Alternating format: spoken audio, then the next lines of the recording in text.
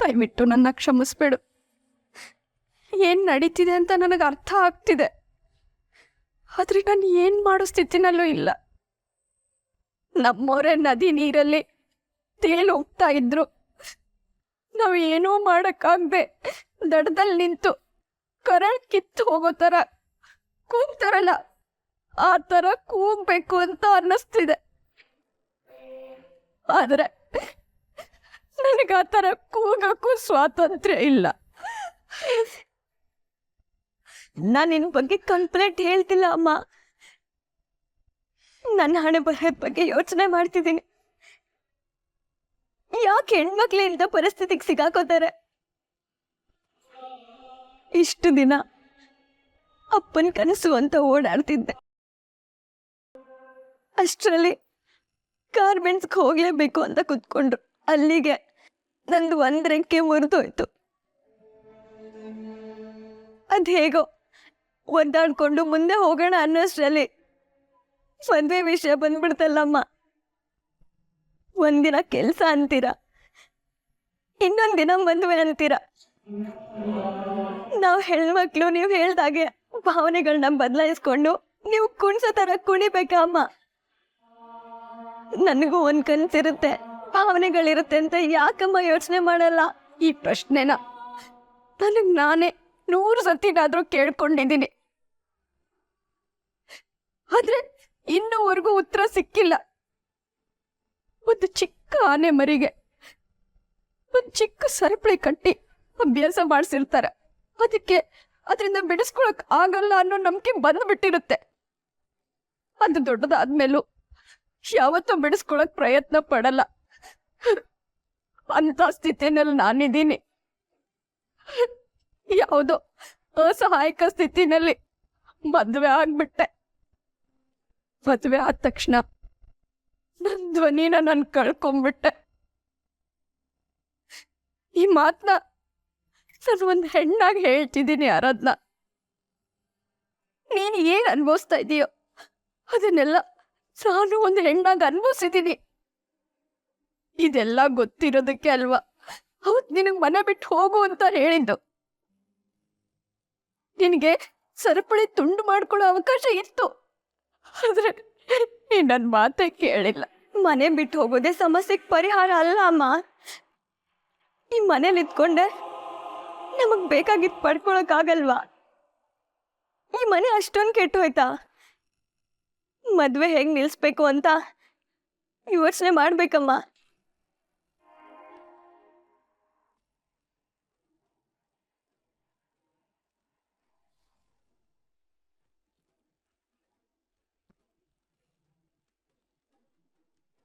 ಏನೋ ಅಮ್ಮ ಬಿದ್ದೋದ್ರು ಅಂತ ಟೆನ್ಷನ್ ಅಲ್ಲಿ ಕಾಲ್ ಮಾಡಿದ್ದೆ. ಇವಾಗ ಅಮ್ಮ ಸರಿ ಹೋದ್ರು ತಾನೆ? ಕೆಲ್ಸಕ್ಕೆ ಹೋಗಲ್ವಾ ನೀನು?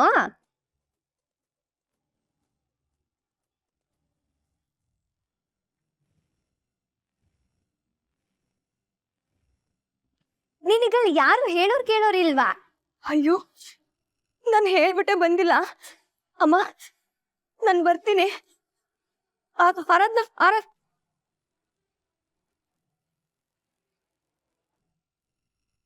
ಅವರು ರಾಜ್ ಬಗ್ಗೆ ಎಲ್ಲ ಯಾಕೆ ಮಾತಾಡ್ಬೇಕಿತ್ತು?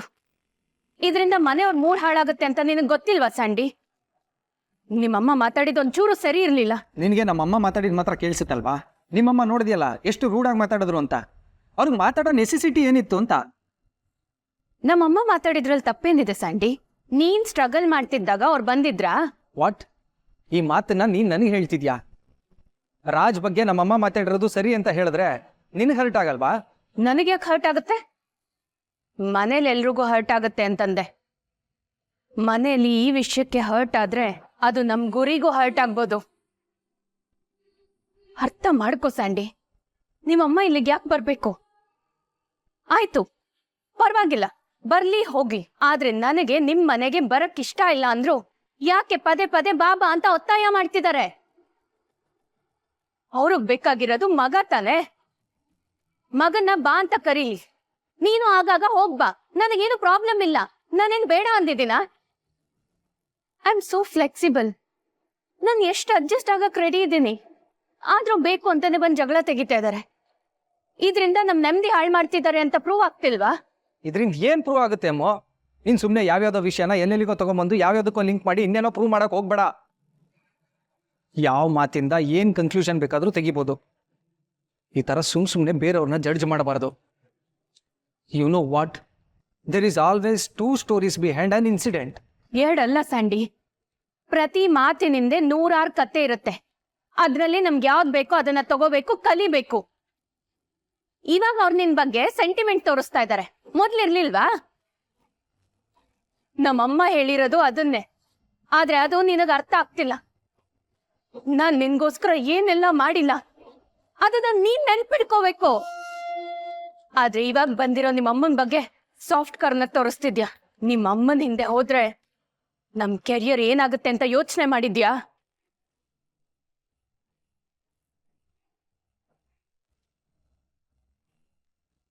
ಅಲ್ಲ, ನೀನು ಪದೇ ಪದೇ ನನ್ನ ಕಡೆನೇ ಬೆರಳು ಮಾಡಿ ತೋರಿಸ್ತಿದ್ಯಲ್ಲ. ಈಗ ನಾನು ಏನು ಮಾಡಿದ್ದೀನಿ? ಅಮ್ಮ ಬಂದು ಮನೆ ಕರೆದ್ರೆ ಅದ್ರಲ್ಲಿ ನನ್ನ ತಪ್ಪೇನಿದೆ? ನಿಮ್ಮ ತಂದೆನೇ ತಾನೆ ಪರವಾಗಿಲ್ಲ ಹೋಗಿ ಬನ್ನಿ ಅಂತ ಒಪ್ಕೊಂಡಿದ್ದು. ಇವತ್ತು ಬೇಡ ಅಂತ ಜಗಳ ತೆಗಿತಿರೋದು ಅವರೇ ತಾನೆ. ಅವತ್ತು ಅವರು ಹೋಗೋದು ಬೇಡ ಅಂತ ಹೇಳಿದಿದ್ರೆ ನಾನು ಇವತ್ತು ಪ್ಯಾಕಿಂಗ್ ಮಾಡ್ತಿದ್ನಾ? ಮನೆಯಲ್ಲಿ ನೆಮ್ಮದಿ ಹಾಳಾಗಿರೋದೇ ನನ್ನಿಂದ ಅನ್ನೋ ಥರ ಮಾತಾಡ್ತಿದ್ಯಾ. ನಾನು ಏನು ಮಾಡಿದ್ದೀನಿ? ಹೋ, ಸ್ಟಾಪ್ ಇಟ್ ಸ್ಯಾಂಡಿ. ನೀನ್ ಮಾಡಿರೋ ತಪ್ಪಿಂದನೇ ಅಲ್ಲ ಎಲ್ಲ ರಾಜ್ ಮನೆ ಬಿಟ್ಟು ಹೋಗಿರೋದು. ಅದು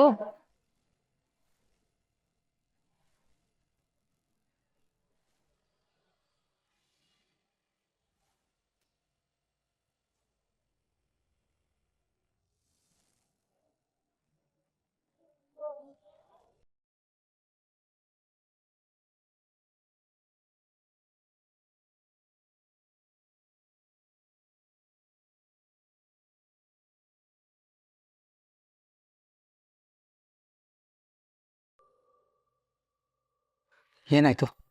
ಯಾರಿದ್ರು? ಗೊತ್ತಿಲ್ಲ ಸ್ಯಾಂಡಿ. ಈ ವಿಷಯನೆಲ್ಲ ನಾವು ಮನೇಲಿ ಮಾತಾಡೋದು ಬೇಡ. ನಾವು ಹುಷಾರಾಗಿರ್ಬೇಕು. ಯಾರೋ ನಮ್ಮ ಮಾತು ಕೇಳಿಸ್ಕೊಂಡಿದ್ದಾರೆ.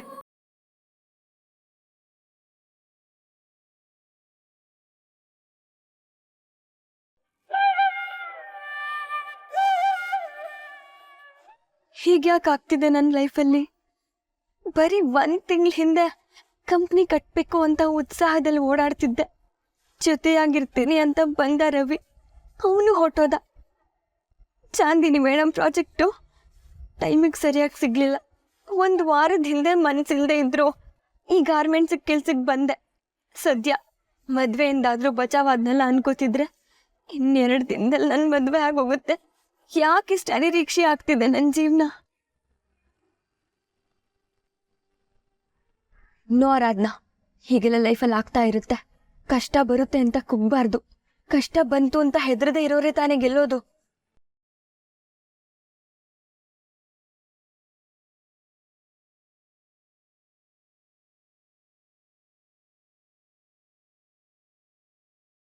ಮೇಡಮ್ ಬಂದ್ರಾ? ಕಾಫಿ ಟೀ ಏನಾದರೂ ತರಿಸ್ಲಾ? ನೀವು ಬಂದಿದ್ದು ನಮಗೆ ಗೊತ್ತಾಗಿಲ್ಲ ಮೇಡಮ್, ಸಾರಿ.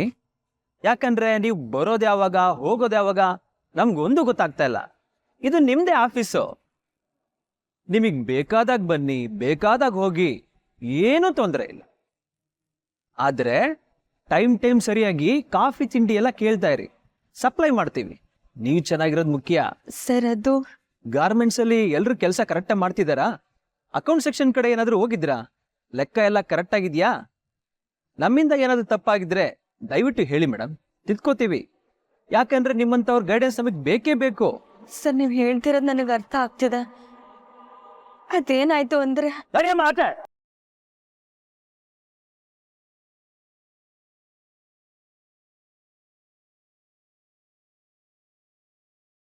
ನೀನ್ ಹೋಗ್ತಿರುವಾಗ್ಲೇ ಹೇಳಿದೆ ತಾನೆ, ಆದ್ರೂ ನನ್ನ ಮಾತು ಕೇಳಿಸಿರೋ ಹಾಗೆ ಓಡೋಗ್ಬಿಟ್ಟೆ. ಬರೋವಾಗ ಪರ್ಮಿಷನ್ ಕೇಳಲ್ಲ, ಹೋಗೋವಾಗೂ ಪರ್ಮಿಷನ್ ಕೇಳಲ್ಲ. ಏನ್ ಅನ್ಕೊಂಡಿದ್ಯಾ ಆಫೀಸ್ ಅಂದ್ರೆ? ಇನ್ನು ಯಾವ ಧೈರ್ಯದ ಮೇಲೆ ಇಲ್ಲಿ ಬಂದು ಕೂತಿದೆ? ಇಲ್ಲಿ ಗೆಟ್ ಔಟ್.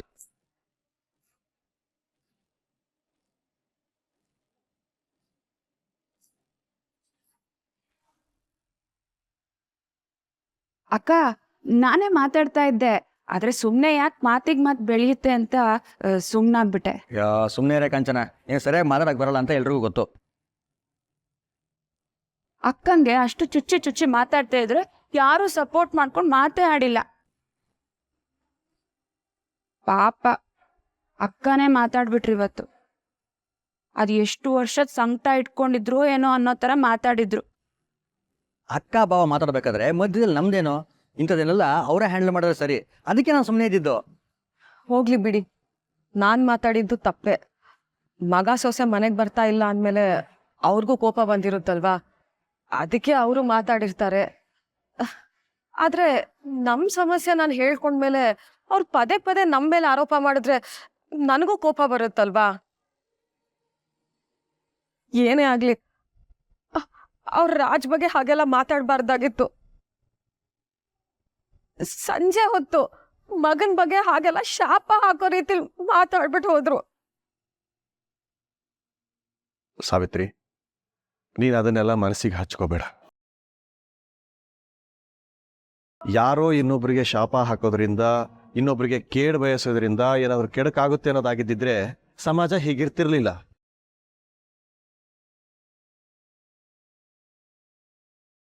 ಮಂಗಳ, ಯಾರು ನೋಡೋದು? ಯಜಮಾನ್ರೆ, ACP ಪ್ರಸಾದ್ ಸರ್ ಬಂದಿದ್ದಾರೆ.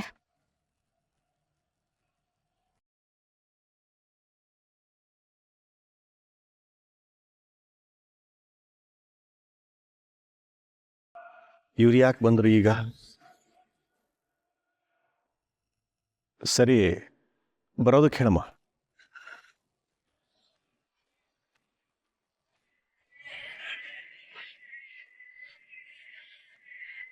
ಓ ಪ್ರಸಾದ್, ಬನ್ನಿ ಕೂತ್ಕೊಳ್ಳಿ.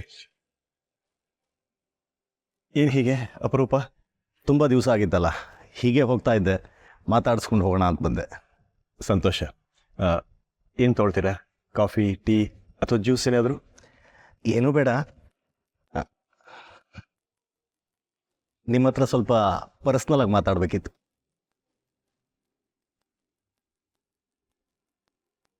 ಪರವಾಗಿಲ್ಲ, ಮಾತಾಡಿ. ಪರ್ಸ್ನಲ್ ಅಂತ ಹೇಳಿದೆ.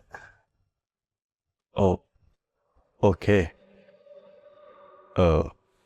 ಸ್ವಲ್ಪ ಒಳಗಡೆ ಇರಿ, ಅವು ಪರ್ಸ್ನಲಾಗಿ ಮಾತಾಡಬೇಕಂತೆ.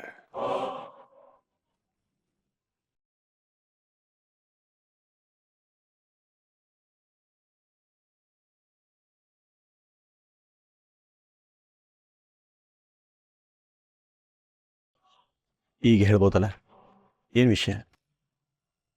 ನಿಮ್ಮ ಮಗಂದು ಆಕ್ಸಿಡೆಂಟ್ ಕೇಸ್ ಆಗಿದೆಯಲ್ಲ, ಯಾಕೆ ಅವನನ್ನು ಬಚ್ಚಿಟ್ಟಿದ್ದೀರಾ?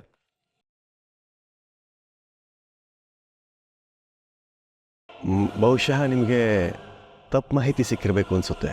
ಅಲ್ಲ, ನಾವ್ಯಾಕೆ ಹಾಗೆಲ್ಲ ಮಾಡಲಿ ಹೇಳಿ? ನೋಡಿ, ಒಂದಲ್ಲ ಒಂದು ದಿವಸ ನಿಮ್ಮ ಮಗ ಕಾನೂನು ಎದುರುಗಡೆ ಬರಲೇಬೇಕು. ನೀವು ನಿಮ್ಮ ಮಗನ್ನ ಹೈಡ್ ಮಾಡಿ ಸಿಸ್ಟಮ್ ಜೊತೆ ಕಣ್ಣಾಮುಚ್ಚಾಲೆ ಆಡ್ತಾ ಇದ್ದೀರಾ. ಅದನ್ನು ಕಣ್ಣ ಮುಚ್ಚಾಲೆ ಅಂತ ಯಾಕೆ ಹೇಳ್ತೀರಾ ನೀವು? ಒಬ್ಬ ತಂದೆಯಾಗಿ ಮಗನಿಗೆ ಸರಿಯಾದ ದಾರಿ ತೋರಿಸೋದು ನನ್ನ ಕರ್ತವ್ಯ ಆಗಿತ್ತು. ಅದನ್ನು ಮಾಡ್ತಾ ಇದ್ದೀನಿ ಅಷ್ಟೇ. ಕಾನೂನು ಕಣ್ಣಿಂದ ಯಾರೂ ಯಾವತ್ತೂ ತಪ್ಪಿಸ್ಕೊಳ್ಳೋದಕ್ಕಾಗೋದೇ ಇಲ್ಲ. ಒಂದಲ್ಲ ಒಂದು ದಿವಸ ಅವನು ಸಿಕ್ಕಾಕೊಳ್ಳೇಬೇಕು. ಎಲ್ಲ ಸಾಕ್ಷಿನೂ ಅವನ ವಿರುದ್ಧವಾಗೇ ಇದೆ. ನಾವೇ ಅರೆಸ್ಟ್ ಮಾಡೋದಕ್ಕಿಂತ ನೀವೇ ಅವನನ್ನು ಸರೆಂಡರ್ ಮಾಡಿಸ್ಬಿಟ್ರೆ ನಿಮ್ಮ ಫ್ರೆಂಡ್ ಆಗಿ ಅವನಿಗಾಗೋ ಶಿಕ್ಷೆನಲ್ಲಿ ಸ್ವಲ್ಪ ಕಡಿಮೆ ಮಾಡಿಸ್. ನಿಮ್ಮ ಮಗನ್ನ ಅದೆಲ್ಲೋ ಬಚ್ಚಿಟ್ಟಿರುವಷ್ಟು ದಿವಸ ನೀವು ನೆಮ್ಮದಿಯಾಗಿರಲ್ಲ, ನಿಮ್ಮ ಕುಟುಂಬನೂ ನೆಮ್ಮದಿಯಾಗಿರಲ್ಲ. ಕಾನೂನು ವಿರುದ್ಧ ಯಾವತ್ತೂ ನಿಮ್ಮ ಕುಟುಂಬ ಹೋಗಿಲ್ಲ. ಈ ಥರ ಕೇಸ್ಗಳು ನಿಮ್ಗೆ ಹೊಸದಾಗಿರ್ಬೋದು. ಇದರಿಂದ ಮೆಂಟಲ್ ಟಾರ್ಚರ್ನು ಅನುಭವಿಸ್ತಾ ಇದ್ದೀರಾ. ಯಾಕೆ ಬೇಕಿದೆಲ್ಲ? ಸುಮ್ಮನೆ ಅವನನ್ನು ಸರೆಂಡರ್ ಮಾಡಿಸ್ಬಿಟ್ರೆ ಸ್ವಲ್ಪ ದಿವಸ ಪೊಲೀಸ್ ಸ್ಟೇಷನ್ನು, ಕೋರ್ಟು ಅಂತ ಅಲಿಬೇಕಾಗತ್ತೆ. ಸ್ವಲ್ಪ ಶಿಕ್ಷೆ ಆದರೂ ಆಗ್ಬೋದು. ಕನಿಷ್ಠ ಪಕ್ಷ ನೀವಾದರೂ ನೆಮ್ಮದಿಯಾಗಿರ್ಬೋದಲ್ವಾ? ನೀವು ಹೇಳ್ತಾ ಇರೋದು ಸರಿಯಾಗೇ ಇದೆ.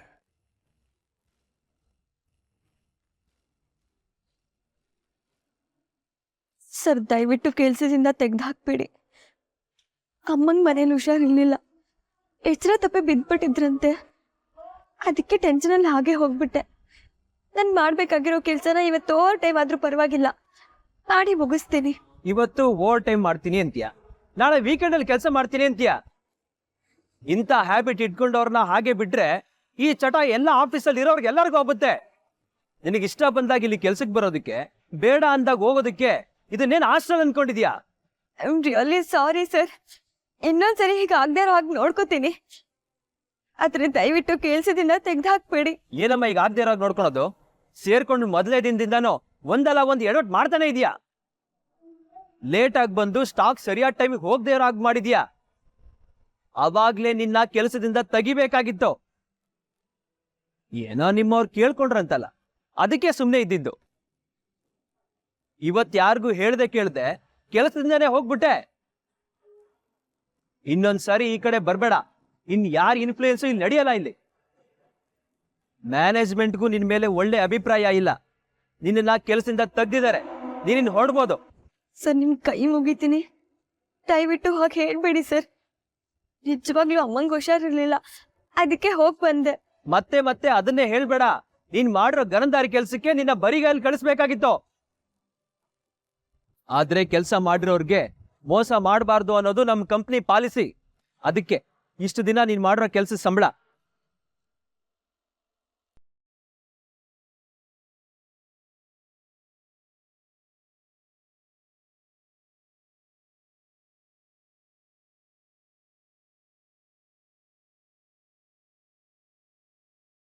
Get out!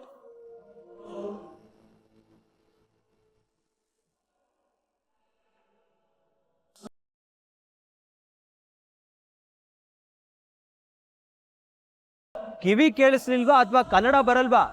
ಹೊರಟೋಗಿ ಅಂದೆ.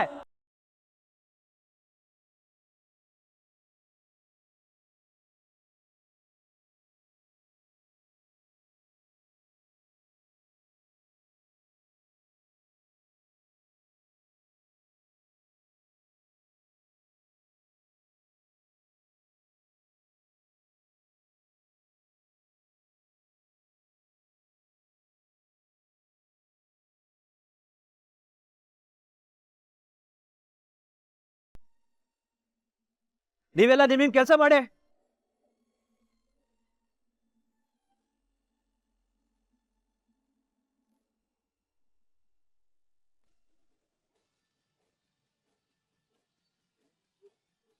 ಪಾಪ ಹುಡುಗಿ ತುಂಬಾ ಚೆನ್ನಾಗಿ ಕೆಲಸ ಮಾಡ್ತಾ ಇದ್ಲು.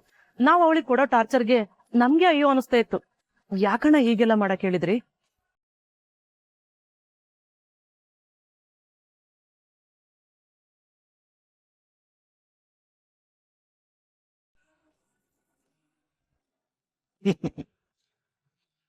ನನಗಾಗಬೇಕಾಗಿರೋ ಕೆಲಸನೂ ಆಯಿತು, ನಿಮಗೆ ಸಿಗ್ಬೇಕಾಗಿರೋ ದುಡ್ಡು ಸಿಕ್ಕಾಯ್ತು. ಬಾಕಿ ಪುರಾಣ ನಿಮ್ಗೆ ಯಾಕೆ? ಅಲ್ಲ ಅಣ್ಣ, ಅವತ್ತು ಎಲ್ರ ಮುಂದೆ ಬಂದು ಕೈ ಮುಗ್ದು ಆರಾಧ್ನ ಇದೇ ಕೆಲ್ಸದಲ್ಲಿ ಮುಂದುವರಿಬೇಕು ಅಂತ ಕೇಳ್ಕೊಂಡ್ರಿ. ಅದಾದ್ಮೇಲೆ ಬಂದು ಆರಾಧ್ನ ಇದೇ ಗಾರ್ಮೆಂಟ್ಸ್ ಅಲ್ಲಿ ಕಷ್ಟ ಅನುಭವಿಸ್ಬೇಕು ಹಾಗ್ ಮಾಡಿ ಅಂತ ಹೇಳಿದ್ರಿ. ಯಾಕಿಂಗೆ? ಬಿಸ್ನೆಸ್ ಮಾಡ್ತೀನಿ ಅಂತ ಹಾರಾಡ್ತಾ ಇದ್ಲು. ಅಷ್ಟು ಇಷ್ಟು ಬಿಸ್ನೆಸ್ ಮಾಡ್ತಾ ಇದ್ಲು. ಹೆಂಗೆ ಅಲ್ವಾ ಮನುಷ್ಯ ಬೆಳೆಯೋದು? ಈಗಲೇ ಇಷ್ಟು ಹಾರಾಡ್ತಾಳೆ, ಮುಂದೆ ಏನಾದರೂ 4 ಕಾಸು ನೋಡ್ಬಿಟ್ರೆ? ಅದಕ್ಕೆ ಶುರುನಲ್ಲೇ ರೆಕ್ಕೆ ಪುಕ್ಕ ಕತ್ತರಿಸ್ಬಿಟ್ಟೆ. ಏನಣ್ಣ ಅಪ್ಪ ಆಗಿ ಹೀಗ್ ಮಾತಾಡ್ತಿದ್ಯಲ್ಲ? ಮಗಳ ಮೇಲೆ ಬಂದ್ರೆ ನಿನಗೆ ಗೌರವ ಅಲ್ವಾ? ಅವಳು ಯಾವ ಸೀಮೆ ಮಗಳು? ಅವಳು ನನ್ನ ಹೆಂಡತಿ ಮಗಳು. ನನ್ನ ಮಗಳು ಈ ಥರ ಅಲ್ಲ. ನಾನು ಹೇಳಿದ ಹುಡುಗನ ಕಣ್ಣು ಮುಚ್ಕೊಂಡು ಮದುವೆ ಆಗ್ತಾಳೆ. ಇವಳು ತುಂಬ ಅತಿಯಾಗಿ ಎಗರಾಡ್ತಾ ಇದ್ಲು. ಅದಕ್ಕೆ ತಂದಿಲ್ ಕೆಲ್ಸಕ್ಕೆ ಸೇರಿಸ್ತೆ. ಮತ್ತೆ ಅಲ್ಲಿಗೆ ಬಂದಲ್ಲಣ್ಣ. ಕೆಲ್ಸಕ್ಕೆ ಸೇರ್ಸಿದ್ದೇನಕ್ಕೆ, ಮತ್ತೆ ಕೆಲ್ಸ ಬಿಡ್ಸಿದ್ದೇನಕ್ಕೆ? ಅದೆಲ್ಲ ದೊಡ್ಡ ಕತೆ, ನಿಮಗೆ ಗೊತ್ತಾಗಲ್ಲ. ಮದುವೆ ಆಗ್ತೀಯಾ, ಕೆಲ್ಸಕ್ಕೆ ಹೋಗ್ತೀಯಾ ಅಂದರೆ ನಾನು ಕೆಲ್ಸಕ್ಕೆ ಹೋಗ್ತೀನಿ ಅಂತ ಎದುರುತ್ರ ಮಾತಾಡ್ತಾಳೆ. ಮದುವೆ ಅನ್ನೋ ಶಬ್ದನೇ ಅವಳು ಬಾಯಲ್ಲಿ ಬರಲಿಲ್ಲ. ನನಗೇ ಬುದ್ಧಿ ಕಲಿಸ್ತಾಳ. ಇರು ಮಾಡೋ ಕೆಲಸನ ಅಂತ ಮನಸ್ಸಲ್ಲೇ ಅನ್ಕೊಂಡು ಇಲ್ಲಿಗೆ ಸೇರಿಸ್ತೆ. ಕೆಲಸ ಅಂತ ಒದ್ದಾಡ್ತಾ ಇರ್ಬೇಕಾದ್ರೆ ಕೆಲಸ ಹೋಯ್ತು. ಕೆಲಸ ಹೋದ್ಮೇಲೆ ಇನ್ನೇನು ಮಾಡ್ತಾಳೆ? ಮದುವೆ ಆಗಲೇಬೇಕು. ತಲೆ ಓಡಿಸಿದ್ದೀನಿ ಹೆಂಗೆ ನಾನು. Thank you. ಇದೆಲ್ಲ ಆಗಿದ್ದು ನಿಮ್ಮಿಂದನೇ.